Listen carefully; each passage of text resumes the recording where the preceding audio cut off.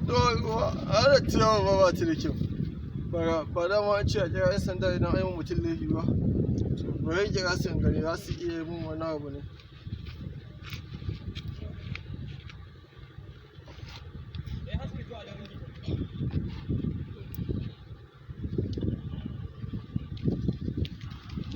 Assalamu alaikum.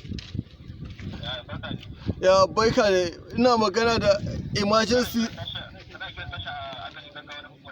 Yawa, dama wani ne ya siyo min da taba, kuma taba ba mai kyau wace, shi ne na ce bari kawo ƙara wajen ku.